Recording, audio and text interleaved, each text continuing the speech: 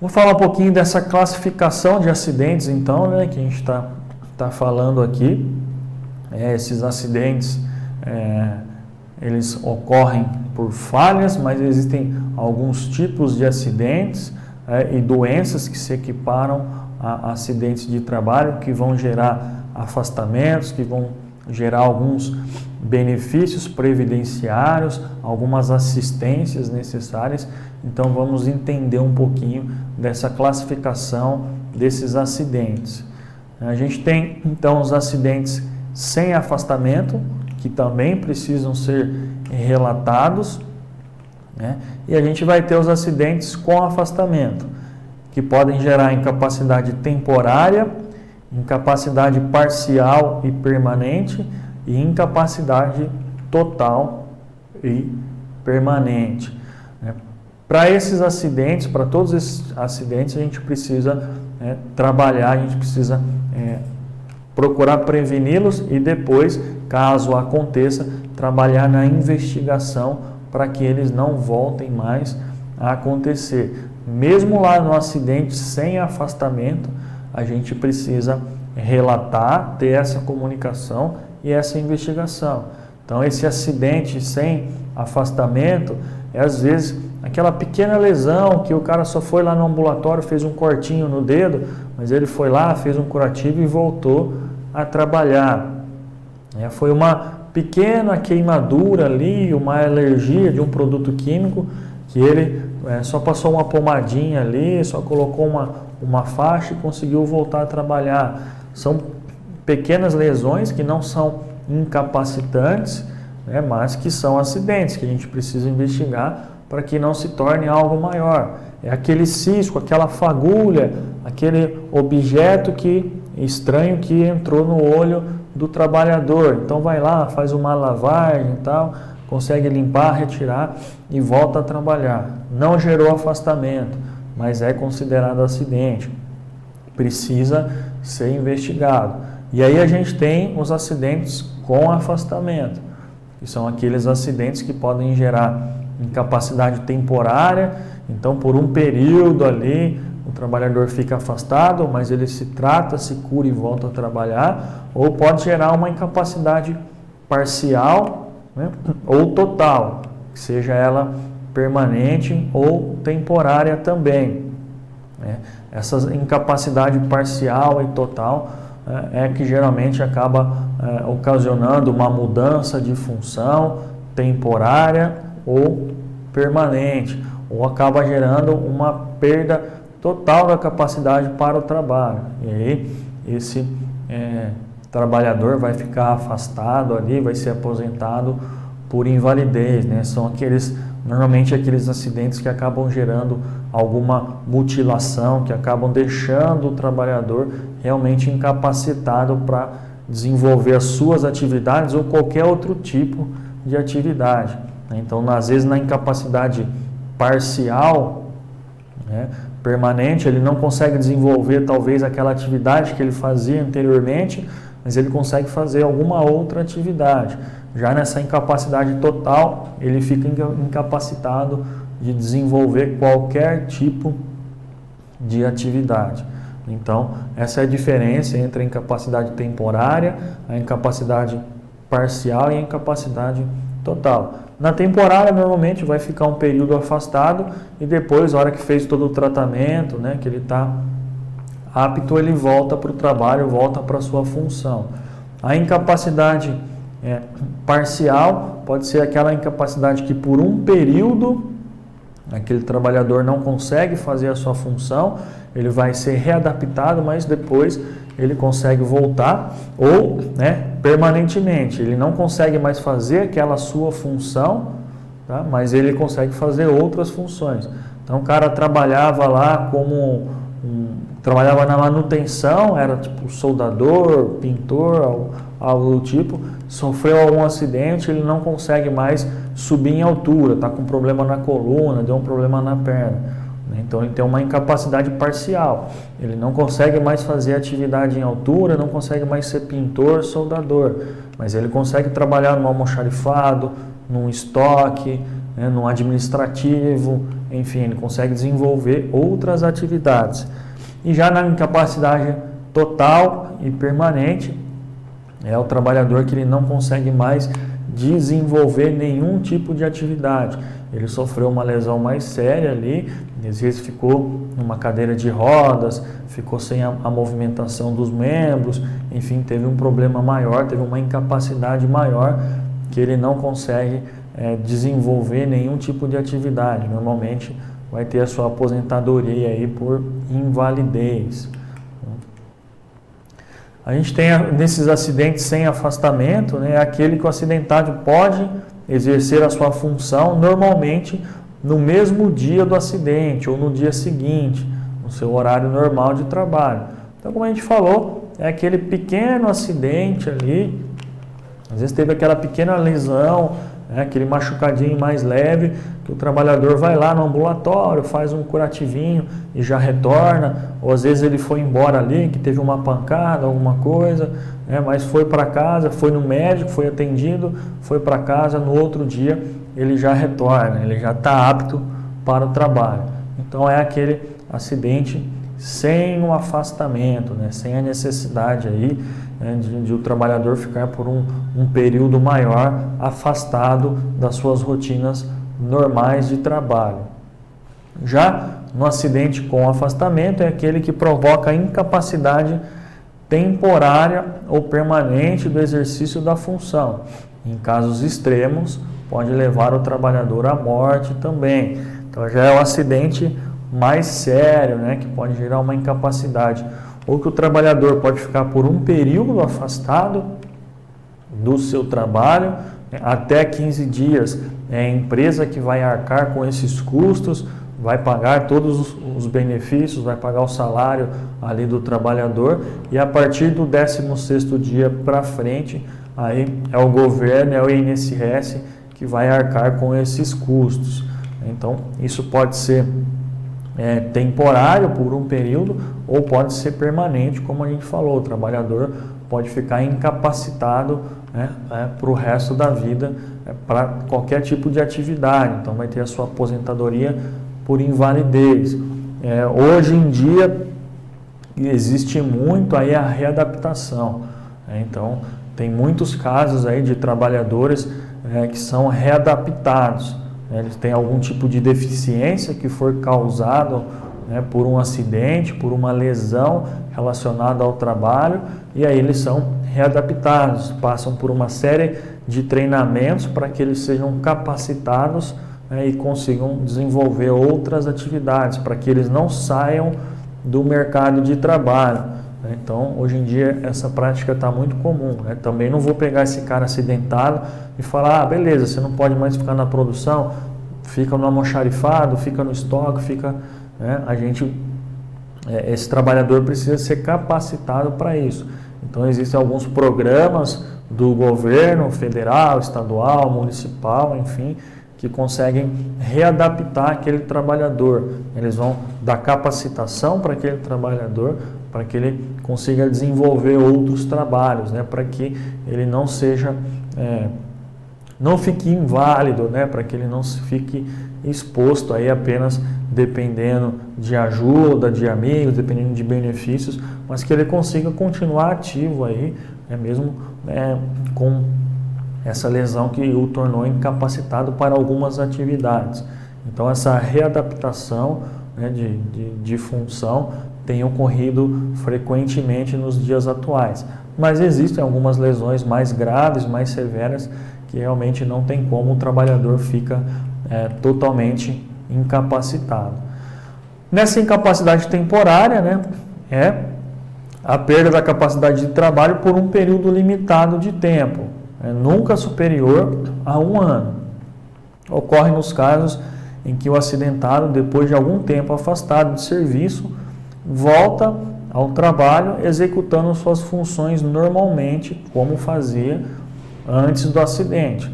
Então gerou um afastamento, teve um acidente, ele ficou aí afastado por um longo período aí, pode ser um período curto ou por um longo período de até 1 ano, mas quando ele retorna, ao trabalho, ele consegue voltar a desenvolver as suas atividades que ele fazia antes do acidente. Então, é uma incapacidade temporária.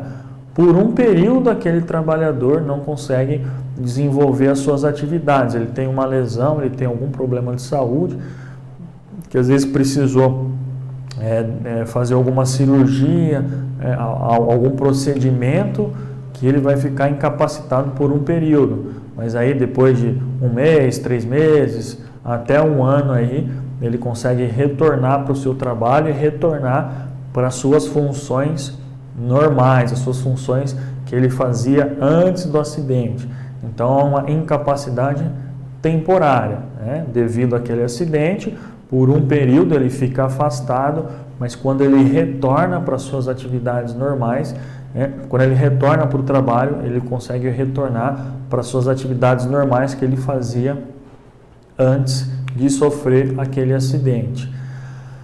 A incapacidade parcial e permanente é aquela que provoca uma mutilação de alguma parte do corpo, levando a uma lesão física irrecuperável, mas que não impede o exercício da atividade profissional na função de origem ou em outra função. Então, é o trabalhador que sofreu um acidente, normalmente algum tipo de mutilação, que ele vai ficar por um período afastado do trabalho, ele não vai conseguir trabalhar, mas quando retornar, às vezes ele volta para aquela mesma função ou readaptado em outra atividade, né? Então, mesmo sofrendo uma lesão mais séria, mesmo sofrendo às vezes uma mutilação, ele consegue retornar para o trabalho.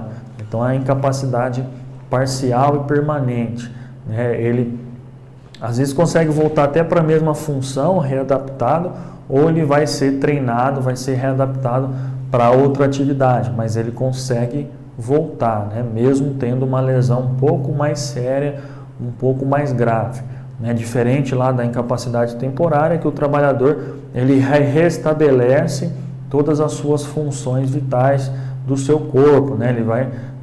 Ele só por um período ficou afastado, mas ele retornou normal, como era antes do trabalho, antes do acidente. Já nessa incapacidade parcial aí, e permanente, ele consegue também estar retornando para a sua atividade ou para outra, mas ele vai ser readaptado porque ele teve uma perda de um membro ali, sofreu uma mutilação.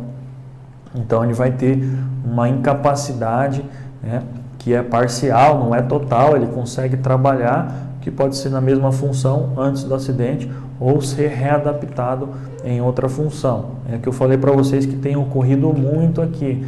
Dificilmente hoje o INSS aí está afastando, está dando aposentadoria por invalidez. Sempre está procurando readaptar esses trabalhadores. Com o avanço da tecnologia também, isso está sendo mais possível, mais palpável nos dias atuais.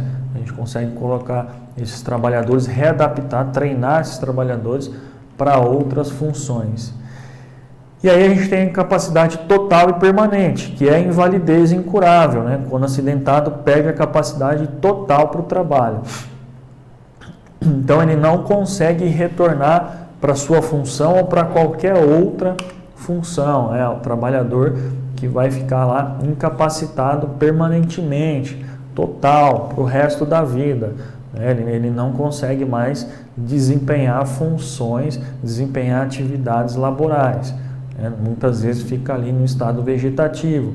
Quando teve um acidente mais grave, aí, quando teve um acidente que causou uma paralisia, por exemplo, deixou ele paraplégico, deixou ele tetraplégico, então acaba que aquele trabalhador vai ter uma incapacidade permanente, total e permanente. Ele não volta mais para o desempenho de nenhuma função, quando a gente tem um acidente muito mais grave. Então, são os principais tipos de acidentes que a gente tem, desde o sem afastamento até o afastamento temporário, incapacidade parcial e total, que a gente precisa sempre trabalhar como cipeiro, como segurança do trabalho, como um trabalhador comum aí, para que a gente evite chegar nesses pontos, né? E às vezes, em vez de ficar aí também incapacitado, pode ocasionar a morte, que vai causar uma grande perda também para toda a família. Então a gente precisa sempre trabalhar para que a gente não chegue nesse ponto, para evitar todo e qualquer tipo de acidente de trabalho. E aí vai entrar no ponto aí que a gente citou como importantíssimo nesse módulo, que é propriamente a investigação desse acidente. A gente precisa conhecer primeiro quais são esses tipos, né, o que causam esses acidentes, né, lá que a gente falou do ato e da condição insegura, e quais são os tipos de acidentes, porque é a partir daí que a gente vai entender quais foram os motivos, as causas, e vai determinar qual é o tipo de acidente que aconteceu ali, né, para que a gente tome as medidas corretivas, preventivas necessárias. Serão algumas medidas emergenciais que a gente vai precisar tomar no ato ali, no momento daquele acidente, outras são preventivas que a gente vai trabalhar para que ele não volte mais a ocorrer. Mas todas essas medidas corretivas e preventivas a gente vai conseguir entendê-las, conseguir identificá-las a partir da investigação de acidente. É a partir dessa investigação que a gente vai ter o motivo, a causa daquele acidente e aí conseguir determinar qual o caminho que a gente vai seguir. A CIPA, com o auxílio da Segurança do Trabalho do SESMIT, é que vai fazer essa investigação. Feita a investigação, vai convocar uma reunião extraordinária para que sejam tomadas as medidas necessárias. Então vamos ver um pouquinho, qual é esse passo a passo dessa investigação, o que precisa ser feito. Então, elas visam apurar o que a gente precisa buscar de informação nessa investigação de acidente. Primeiro, o que aconteceu, qual foi o acidente, o que ocasionou aquele acidente, qual é a ação, o que motivou aquele acidente, como ele aconteceu, por que aconteceu, como ele poderia ter sido evitado e o que deve ser feito para que ele não ocorra novamente. Percebe que aqui em nenhum momento a gente pergunta quem foi o culpado, quem foi o causador do acidente. E é sempre o que aconteceu, como aconteceu, por que aconteceu, o que poderia ser feito para que esse acidente não acontecesse e o que deve ser feito para que ele não volte a acontecer novamente. Porque é esse o intuito, trabalhar para que esse acidente não ocorra mais, descobrir quais foram as causas, quais foram os motivos para que ele não volte a acontecer. Então a gente não vai buscar aqui um culpado. Foi o fulano que provocou o acidente, foi o companheiro de trabalho dele que causou o acidente. Não, a gente vai sempre buscar qual foi a causa, qual foi o motivo. Está fazendo essas perguntas, Então, o que aconteceu, como aconteceu, o porquê aconteceu, como poderia ter sido evitado e o que fazer para que ele não volte a acontecer.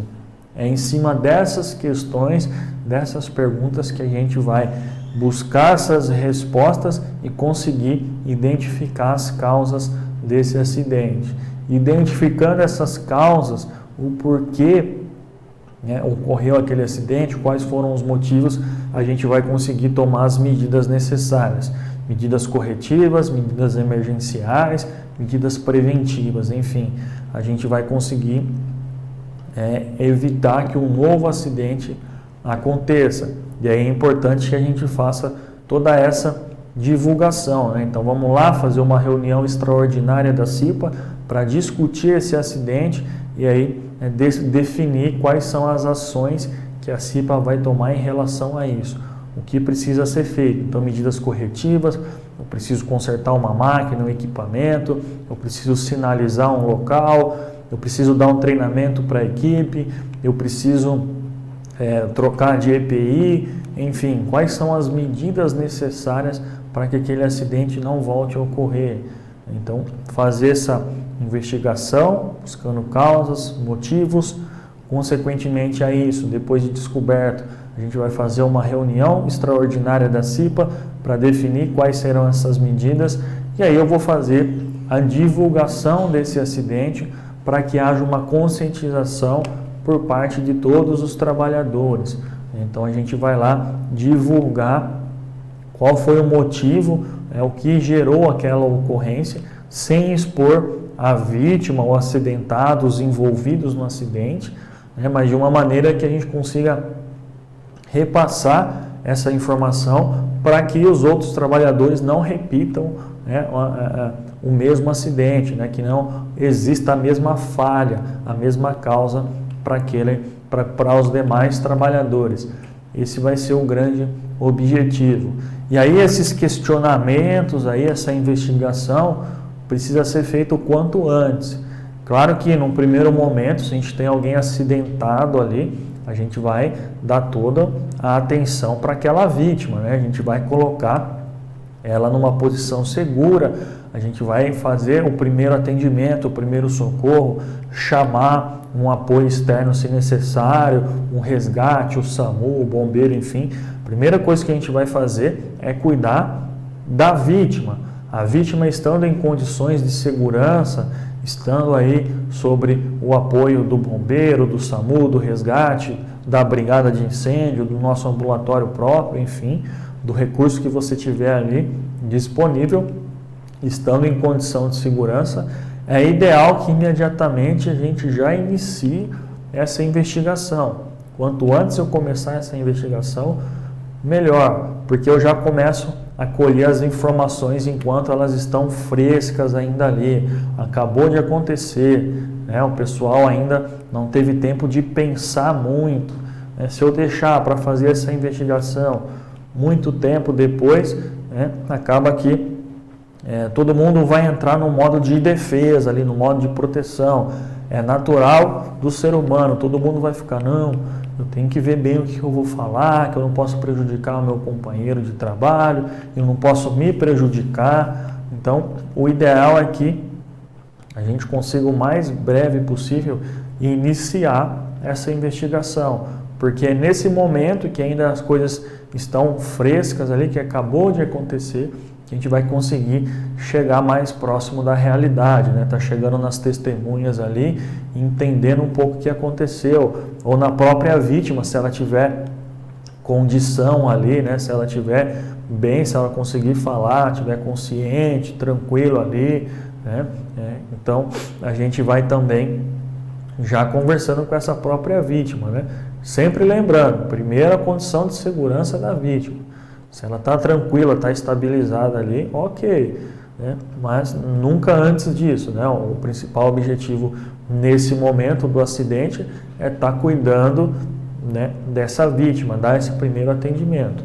E aí logo em seguida a gente já inicia a nossa investigação, que mais uma vez não pode ser, o cipeiro não pode ser muito incisivo, não pode ser muito invasivo na realidade, não é nem incisiva a palavra, é invasivo, com muito respeito, com muito cuidado ali, sem prejudicar ninguém, sem envergonhar ninguém ali, está iniciando essa investigação, fazendo alguns questionamentos.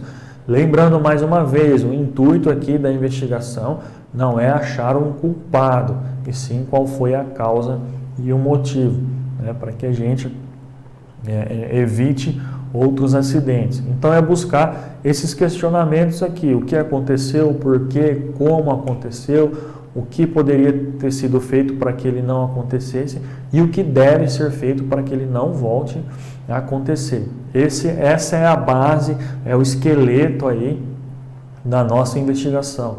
É a partir daí que a gente vai conseguir chegar na causa, no motivo e trabalhar em cima disso para que esse acidente não aconteça novamente. Então, a investigação dos acidentes e doenças do trabalho tem por finalidade apurar todas as causas que levaram à ocorrência, a fim de evitar que ele aconteça novamente. Esse é o nosso objetivo aqui, não tem mais nenhum outro. É a única parte positiva, digamos assim, que a gente consegue retirar de um acidente. né? Entender, apurar quais foram as causas, os reais motivos daquele acidente, para evitar que ele volte a acontecer, para que a CIPA tome ações, a segurança do trabalho, o empregador crie medidas que evitem que aquele acidente ocorra novamente. Então, é essa a real função de uma investigação de acidente. Tem que ficar muito bem claro para todo cipeiro, para todo mundo que vai investigar um acidente. Nosso objetivo aqui é que ele não volte a acontecer. Então a gente tem que achar causas e motivos e não culpados, né? De quem que é a culpa? É esse o nosso grande objetivo aqui, causas e motivos. Essa investigação não pode ter aspecto punitivo, pois o objetivo maior não é descobrir culpados, mas sim causas que provocaram os acidentes para que seja evitada a sua repetição. Então, mais uma vez, o cipeiro ele não vai fazer essa investigação com caráter punitivo. Eu vou achar de quem foi a culpa aqui, porque vai ser advertido, vai tomar uma suspensão, vai ser mandado embora. Não, o objetivo aqui é entender, buscar as causas, os motivos, o que geraram esse acidente, para que ele não volte a se repetir. Única e exclusivamente é isso. Se a empresa achar que deve tomar alguma outra medida, aí é com a segurança do trabalho, é com a RH, departamento pessoal, é com o encarregado daquele trabalhador, enfim, aí não é com a CIPA. O papel do cipeiro, única e exclusivamente aqui, vai ser fazer a investigação para buscar as causas e os motivos daquele acidente. Só.